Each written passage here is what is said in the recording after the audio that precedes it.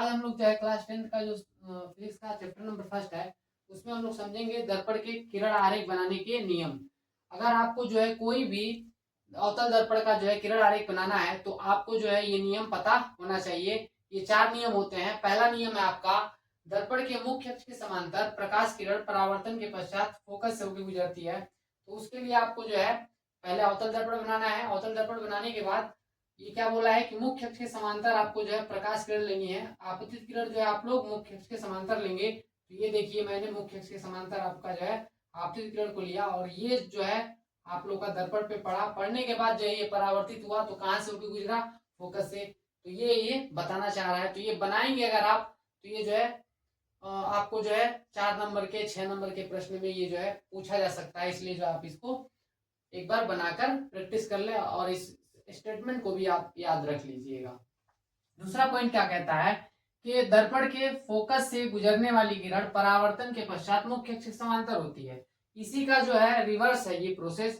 इस वाली कंडीशन में क्या होता है, आपका जो प्रकाश की आपतित जो किरण होती है वो कहां से होकर गुजरती है, किस बिंदु से होकर गुजर रही है। देखिए ये फोकस बिंदु से होकर गुजर रही है या मुख्य फोकस से होकर गुजर रही है।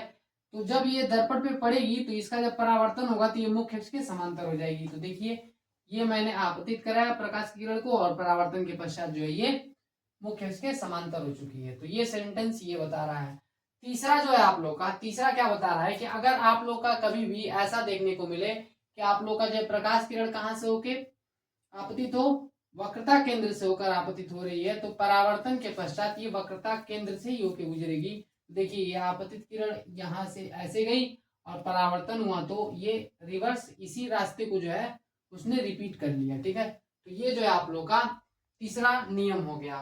चौथा नियम क्या बोल रहा है कि जब भी आप लोग का ऐसा हो जाएगा कि आपका जो आपतित किरण है वो जो है बिंदु पी की ओर, किसकी ओर, बिंदु पी की ओर अगर मुख्य अक्ष से तिर्यक दिशा में आपतित होती है। तो देखिए ये बिंदु पी की ओर जो है और मुख्य अक्ष से तिर्यक दिशा में जो आपतित हो रही है तो परावर्तन के पश्चात जो है ये क्या होगी, तिर्यक दिशा में ही परावर्तित होगी। तो देखिए ये आप लोग का तिर्यक दिशा में ही